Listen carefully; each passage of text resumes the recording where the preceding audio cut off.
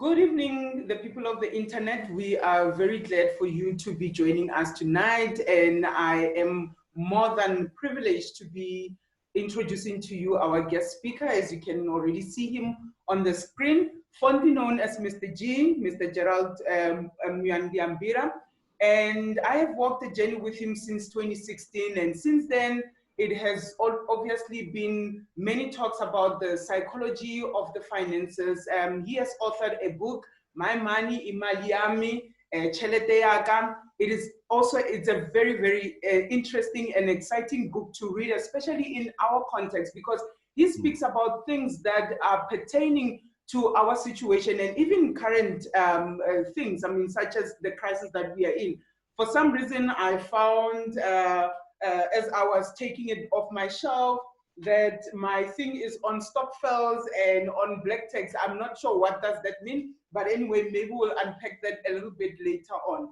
So, Mr. G, I am very, very much privileged to be talking to you today as you indulge us in this support group. We have spoken about finances in January in the context of finance and the January blues. But I think we have in our support groups have failed to interrogate it with an expert who is an expert in the finances. And that is why I thought it would be a good idea to rope you in for you to be able to unpack this. So, at the moment, when we look at the current crisis, people are very nervous about their livelihood. They are very nervous about, the impact on what does this crisis mean to them and their finances. But I think more than that, finances and emotions, they go hand in hand. Can you unpack that for us? Thank you, Nkateko, and obviously good evening to all your group members. Now, it's important for us to unpack the fact that we are all conditioned for money. Since we are born, most of us are not given any other purpose except to grow up, to work, and have children, and die. So it's this lack of additional purpose which makes us all in tune with money, because if you don't have any other purpose in life and you've been conditioned from birth, when you grow up, you must have a good job so that you get lots of money. It means that money is always subconsciously running in our mind. And the fact that for most of us, when you're economically active, you're now spending more than a third of your day or even half your day in the pursuit of money. You cannot divorce yourself from the thoughts of money, because you become a money machine. Essentially, you become a cog, and without a purpose of anything other than to generate this income. So you tend to find that we are a product of how we were conditioned as young people. And you can find this, for example, if you look at someone who grew up with great wealth in a wealthy family, they're conditioned for other things. They're conditioned to explore the world. They're conditioned to, explore their dreams. Money is not big on their agenda because in the environment, it's not a key. But for the vast majority of us, money is the thing which we are using as a launchpad for a better life. So however your money journey is going is how often your mental journey is.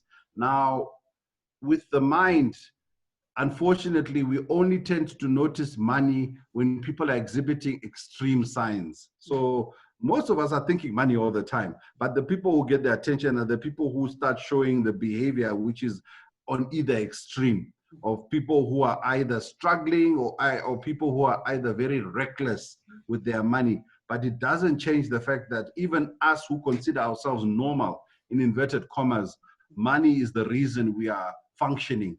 So it's important, that's why in life, for us to find other purpose, which is why often if you're spiritual, you tend to try and follow a spiritual purpose to do good in the world, to help other less fortunate people, because that divorces you from that one thing which drives a lot of people, which is their finances.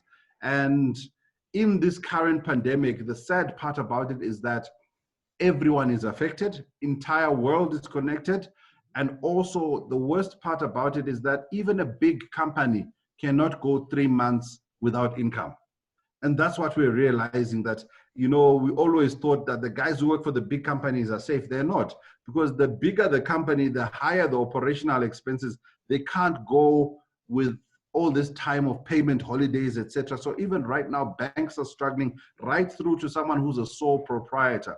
So it's going to be interesting how we all manage to get out of this, because I think those with the strongest mental fortitudes in terms of thinking outside the box will make it quicker. Because I've done a few talks where I've said this particular crisis is what I call a great equalizer, because someone who had a job and someone who didn't have a job, someone who had much and someone who has got less, we've all been brought down. So if you are the person who starts to prepare yourself mentally to realize that I can do it and get out of this situation, you will be fine. But for most of us, we're stuck on a mental block now. Even if I go to work, how will I survive? Because we all know subconsciously now that retrenchment is happening. And I mean, speaking about that, as you're saying, you know, we know right now that retrenchments are happening. So it's at the back of people's minds. You pointed on something to say people with a stronger mental acumen or a mental strength will make it out much more quicker, meaning that this connection of being you know, psychologically okay or psychologically prepared somehow has got a very big part to play in how people are going to come out. As you say, you know, we almost all equal until our mental or our, you know, psychological strength and psychological muscle can take us. So, you know, what have you seen for you people do with their money because of being mentally unwell? What kind of decisions have you seen people taking because of you know, the psychological disorders or psychologically being unwell? Well, I think, look, we all have a herd mentality. We like to be comfortable. So hence, if you say people who make wrong decisions, actually most people make the same wrong decisions. But because there are so many people making that wrong decision, we now believe it's right. So I think, you know, people who make wrong financial decisions don't always stand out. It's actually the vast majority, because what you tend to find is that herd mentality where you go into the same workplace and you all pretend you're the same. So you all want to drive the same car. You all want to drive a fancy German car. You all want to stay in big houses, and you're all canceling the fact that you're different. So you tend to find that the wrong decisions which people tend to make are around the most, if you think of every common thing you see around you, it's the wrong thing. Because those people who start to know better then realize, I should have never bought a car which is so expensive, because a car is just a thing to get me from A to B. I should only have bought a house I should have afforded. You know, I don't need to send my child to a school that is so expensive so that I can fit in with everyone. So those people who tend to stand out then are those who succeed in breaking out of the herd. So suddenly you're an entrepreneur, you're an individual, because how come Nkateko has got money to go to take her children to holiday, yet she does the same job as me? And it's simple, because she has realized I don't need to live a life of excess. I'd rather get quality time with my children and family. Let me save money. By saving, I can enjoy life. But people can't get themselves out of that. So typical wrong decisions we make are around what we consider to be our standard of living. We all seem to focus on a higher level, which is more aspirational, and try and live it before we actually get there. Whereas somebody who's in tune with their money ability and understanding how money works tends to say, I must always live a nice gap between what I need and what I have. Whereas most of us tend to live right on the edge of what we are getting. And that's the most common thing you see. You know, other people who make bad financial decisions are those who grew up in environments where it was extreme poverty. So when they start having money, they try and exhibit extreme wealth. So they are trying to shut out any memory of the trauma they had as a child, of lack. So they will even get themselves into debt to pretend that they don't have lack. but actually they're actually creating exactly the same environment which they came from.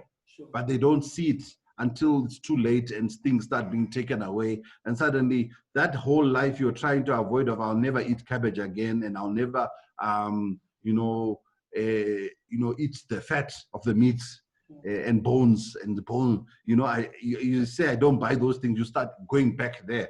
So that's one extreme where people are trying to avoid and run away from trauma. The other type of illness is really where people don't have purpose. So because you have not established who you are as a person, you tend to just latch on and follow and copy. So you are the person who's always got the latest or the fanciest, the latest phone, the latest car, the latest gadget. You are the one who wants to be there. But if someone was to sit down and ask you, who are you? What's your purpose? You have none, And I think that's one of the reasons why when you start talking money, you need to actually first go back to the psychology of money to say, what do you think? How does money make you feel? Because money is now an emotion. It's just an expression of how we feel. It's not what it is, which is a tool of exchange to buy goods and services. We've now made money how we feel. So when we have, we feel good. When we don't have, we feel bad. But money is not a barometer. Money should be used when you're feeling good or feeling bad, but it shouldn't be the trigger or the driver of what makes you feel. And it's because we've become feelingless or purposeless, we tend to now attach ourselves to thinking that money is the thing that's the most important thing.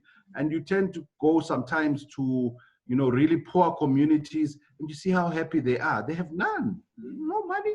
Some of them are on social grants, but they are happy. Their families, they enjoy themselves.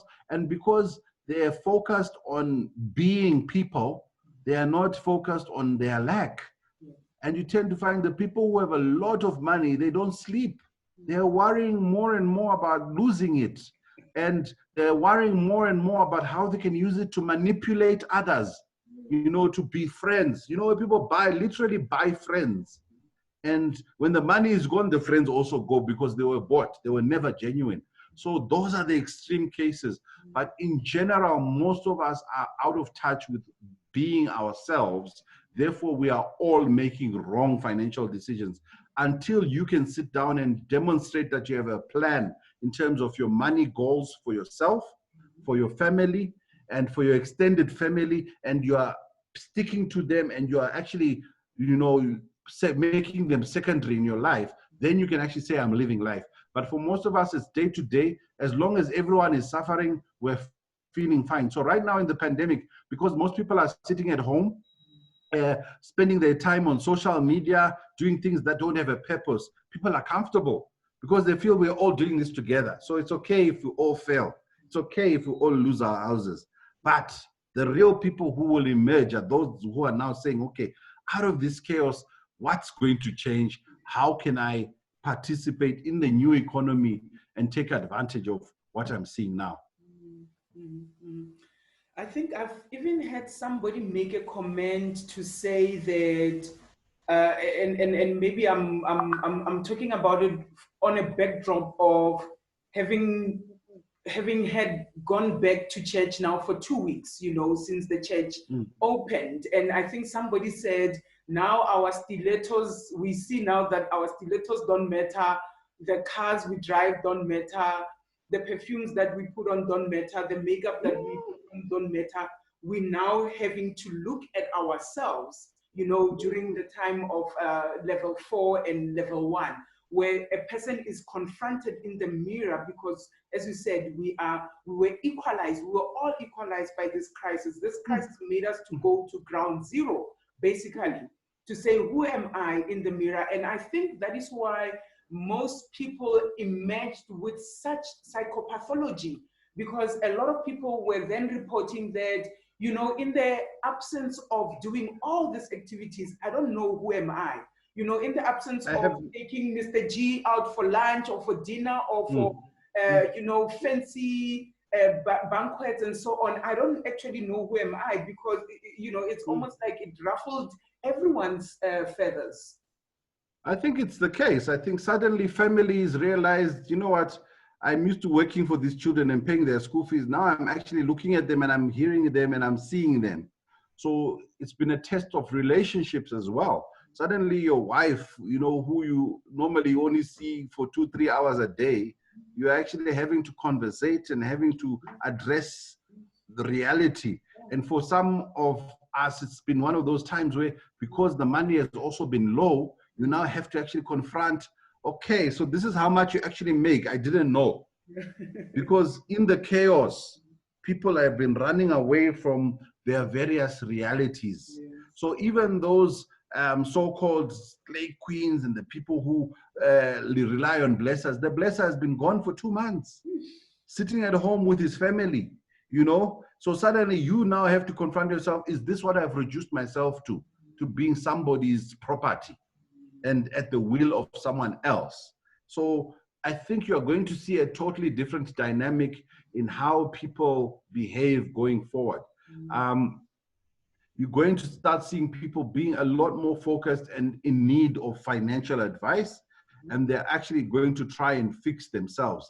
I think the fallout is going to be quite bad. There's going to be also the many people who won't make it, unfortunately, because we are ahead. If most of the herd dies, most people don't make it.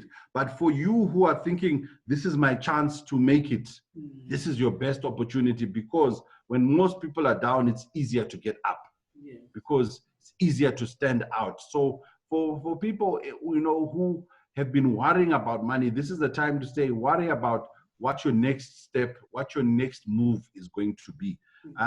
The banks cannot repossess every house in South Africa.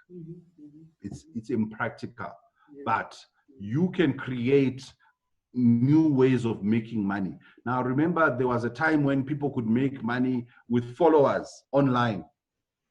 But even that is not going to work, because 2 months, people sitting at home, everybody has had a chance to build followers. So now the value of the followers is down, because the people who used to be able to create followers were those who sat at home while others were at work. But now, because everyone was sitting at home playing on the computer, everyone has created some sort of follower profile. So it's now, you need a more authentic voice. So again, it's about, if you were someone who was depending on online income, now you need to become more authentic, because a lot of people have caught up. The equalizer has happened. Now you need to reinvent yourself, you know, so it's going to be tough. I think, you know, if you are somebody who has faith, this is the time when you need to now go to your roots and really go back prayerfully to find a new direction and a new purpose, because money, as we saw it, is not going to be sufficient to get you by. You know, everybody who had has less. So, and those who didn't have still don't have. So I think, you know, I'm positive. I look at it very positively, because I believe this is going to be a window of opportunity for you to make a lot of wealth in a short period, if you are in the right place and in the right state of mind. And even advice is now becoming premium. People are calling, looking for advice. You know, people used to call and say, I want to talk to you about your finances. And they were saying, I'm too busy, I'm at work. Now they are calling me saying, hey, let's talk. You once called me about money. I want to discuss it, you know. So I think that's how it works. But I think, you know, the children also need to be put in the picture. I think before we went on air, we're talking about how the children are coping, because they are also seeing a lot of things which they were not used to. So they are going to need some sort of counseling or preparation of what's going on, because children see things from an entirely different perspective than adults. Most definitely. And, you know, I like how you even keep on bringing in the flock mentality, the different pathologies, and, you know, if they are undealt with, to say how will it impact on a person. So, which then brings us to a very important aspect to say, deal with your demons, whatever they were in the closet, whatever it was in the background. You know, if you felt that it does not affect you, it actually does affect you one way or another. So your past catches up with you, sort of to say. I think, I think so. I think it's that time of to me, this is a peaceful time to crush your demons and emerge stronger, because you actually do have time to introspect, you have time to change your values, and you have time to actually start reinventing and putting in place those changes. So I would say for the remainder of whatever time we have, people must take advantage of it, because it's really going to allow you to find yourself and emerge a stronger being. If you go with the herd, most of the herd is going to be cowed. We are going to go into a time when we're going to see things we've never seen. We're going to see a lack like we've never seen. All those cars you thought were your livelihood, they were your status symbol when you park at church. It's been parked for 2 months, no one has seen it, yet you have been paying installments on it. So it's definitely a time when people emerge, we're now even scared of each other. That's the worst part about it, in that we are still yet to reach that stage where the disease is going to really hit its peak. So we are now going into a fear phase, where now we are even going to be fearful of who we encounter on the street and who says hello to us. And that's a totally different type of psychology. No one is prepared for it, where, you know, it's going to be a time where we are going to be protectionist, protect what we have, stay away from people. And it's been a long time since we've seen that kind of environment prevailing. In fact, most of us have never seen it. So it's going to be very difficult and challenging. Some people are saying, I'm not sending my children to school until I feel that it's safe. So even things like homeschooling are taking off, you know, and that might be the way some people might end up, homeschooling and homeworking, rather than getting out there into the world and picking up an illness which has been made probably much bigger than it is, because it's no worse than a lot of illnesses which are out there. But again, because of social media, because we are all tuned into the same social networks, we've made it much bigger. Now everything is bigger than it actually is. Well, I believe differently to you when you say it's made out to be bigger than it is. I think it is big, but I mean, you have a right to your opinion. I've got a right. I think it's big, but I'm just saying, in terms of other illnesses we lived with on a day-to-day basis, the death rate is and the mortalities is very similar. More people, HIV, cancer, they've been killing people every day, and we live with them. You know, it's just that we have focused on this particular illness to make ourselves aware that death is there. So now suddenly something we had, you know, almost put on the back burner, our greatest fear, which is death, is now back in the forefront, just like in the Middle Ages, where, you know, people were scared of plagues, and people, I think that's the last time the human race went through similar times, you know, in the Black Death days, where people would stay in their house rather than encounter someone with an illness outside. Yeah, most definitely. I do agree with that, that people's mortality is also at hand. I mean, they are thinking about it, and maybe that's why they are also coming to you, other than before you used to chase them with phone calls and follow-ups. And now, because they're thinking about death. And this other day, I think I saw, after the news and all the updates and so on, immediately after that, I saw a funeral policy advertisement. So I thought, these people have bought this spot. It's a prime spot, and it's at the minds of everybody. So to end off with this few minutes that we have, Mr. G, what tips do you have for people on the financial uncertainties that will help them to be mentally healthy? You know, obviously, as you said, with the uncertainties that we are facing, the stronger in mind will come out much stronger on the other side, which I do believe. And I think one of the tips that you have already highlighted was for people who are already believing in God, who have faith that things can turn around, they should be holding on to that even much stronger. And I think I want to support that. But what do you have as other tips that people can use to navigate this uncertain time to be able to help them to be well mentally?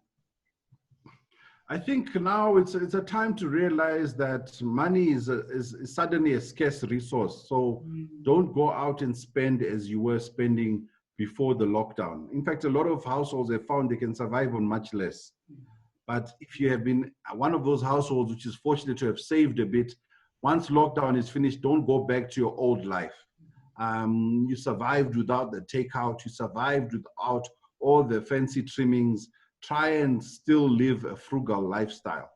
Try and manage your costs, because I think the more you are in that space where you're dealing with phone calls and people chasing you, it makes you go crazy, you know. Also, as you said, you know, if you put your goals within a prayerful environment, you're also now putting it into a space where you are letting go, you know. You don't worry when people call you about money, you know it will be okay. Because if you become consumed, you start getting, you know, even suicidal, because a lot of people are scared of losing what they have. And I think that's the danger. So one tip is, you know, remain focused on your goal, live a frugal lifestyle, and forget about what everyone else is doing. I've said to people now, if you have a choice of saving your house or your home or your car, save your house, save your home, because don't try and save both and lose both. It's going to be those kind of real choices are coming for some people. Where do I keep the house or the car? Rather get rid of the car, but remain in a home, because I think the one thing which normally breaks anyone is your home. When you have to move out or you have to go back to the family home, it's the greatest humiliation. But also be prepared mentally to make that decision. Because if you are no longer earning income, you've got a bit of savings, and there's 2-3 rooms, ekasi, which no one are using, go back. Put your things into storage, go back. And you need the mental strength to stand away from the talks. People will talk. People will always talk. But you are doing it with a purpose and a goal that rather than going deeper into a pit, I'd rather cut my losses. Let me go back to our family home, restart my life. And you'll find that, you know, it will help. Also, being surrounded by people who are positive is going to be very important. So just like one of the tips which people don't talk about in money is that your money future is reflected in your friends. So if you had that circle of friends which focuses on wearing heels and being seen in the world, you're now going to be into an environment where, you know, they're no good. So find yourself people who are, you know, strong in their value system and are in a similar mindset of survival or creating wealth. And the last tip is communicate, talk to someone, be accountable to someone. So it can be your spouse, your partner, or even a financial planning professional where you now engage someone to basically go through the day-to-day challenges in remapping and resetting your finances. Be accountable, because when we lack accountability, we always tend to make worse decisions. So right now, you know, if the last thing you do now, the first thing is be accountable to someone around your money and your finances. And I think, you know, children, talk to them. Children don't, if you don't tell them exactly what's going on, they simply assimilate what they are seeing around them. So explain to your children what exactly is going on, because I've spoken even to my children, and even when they pray at night now, some of their prayers are scary. They're talking about death and demons, because if you don't actually prepare them and tell them this is what's happening, they see COVID-19, they're praying COVID must not come to my house and kill us all. You know, you need to try and manage their thoughts, because for them, they're very fragile. And some of the memories they are creating now are going to stay with them for the rest of their lives. So it's very important that you keep your children in mind, especially with your finances. Yeah. And I love this this last part, to walk this journey with the children as well, because if we can think about it, I mean, most of us are creating wealth so that our children and our children's children can be able to be the ones who, you know, get the privileges of what we are having sleepless nights about, as you talked about it. And I think, you know, you have really obviously been spot on as usual. In terms of the tips that you have given us, they are very practical. The first one being, you know, if you can still maintain the same spending habits as with the lockdown, to keep on doing that, or even reevaluating our lives. You know, is it necessary to commute to the office every day? So you find that this is workable, or even rethinking schooling. Maybe it's not necessary. Your kids are amenable to homeschooling. They don't need that other social stimulation. And something that I've seen already happening in France is that, yes, kids are going to school, but they are isolated in blocks. And I'm thinking, you know, is this going to be our new normal? And it's going to be with us for a long time. Mr. G, I think it's yes, you want? I think it's important. I think you touched on something we should touch on another time, which is intergenerational wealth, because you are asking when is the new edition coming. The new edition is coming out in August. So I've got 3 books now. So if you go onto my website, askgerald.co.za, askgerald.co.za, you see there's 3 books there. One is Our Money. It's been updated. We've got new chapters, COVID-19, and we're talking things like intergenerational wealth, because most families lose their wealth in 3 generations. So it's addressing those kinds of challenges. There's a new book called Our Money, which is about entrepreneurship. I think there's going to be a lot of an entrepreneurship now. If people have a bit of money and they are laid off work, the only way to survive will be through some way of self-creating money. And then the 3rd book is called Young Money, and it's more targeted towards the youth and the children, so that they also have a resource. It's a color book with cartoon characters, but it's essentially a watered down version of My Money, where it's more friendly for young minds and young readers. So their pre-orders are there, askgerald.co.za. But I think there are topics we need to look at, the whole concept of wealth, intergenerational wealth. And one of the ways wealthy people actually control their families is by having a family constitution. Perhaps at this time, whilst we're locked down, can we think of our family constitution? And that really is about setting values. And you get it in really wealthy families, and that's how they preserve their wealth, because they put other values besides working. So most of our family constitutions right now are based on how much we earn. But we should actually start giving ourselves a family constitution where our children, our parents, our grandparents all know, this is what we subscribe to, and this is why we are living. And often, you know, faith is often at the center of these family constitutions. And I'm glad that you were able to refer to your website. That's actually what I was going to be sharing with our Facebookers and our YouTubers and everybody who's joining us online, even on our website. And I will also, on our website, the www.pretoriapsychologist.co.za, I will share askgerald.co.za's link there. And I'm glad to hear that there is other editions that are already there and that are coming up. And Gerald, really, we are glad that you have been here and you speak with a lot of authority, because you are a professional financial planner, and also owning your own financial planning firm. So you speak with a lot of authority. So anywhere where you want to direct people, where they can find more information, where they can contact you, where they can have similar conversations that myself and my husband had back in 2016, to relook at their affairs and be able to think differently and to be in a different mindset. Anywhere that you can direct our Facebookers now, as they are also commenting and asking for your contacts. I think the easiest is askgerald.co.za, because you've got links to my podcasts, you've got links to my TV shows, you've got links to my YouTube. Everything is on one site. But also just don't talk to me. If you're somewhere where you're far, find yourself a financial planning professional who firstly subscribes to your values and basically allows you to express yourself. I think, you know, money, because it's emotional, if you don't feel the person is doing it for you, don't proceed. Work with money with someone who actually feels you and understands what you're trying to achieve. So fpi.co.za, fpi.co.za.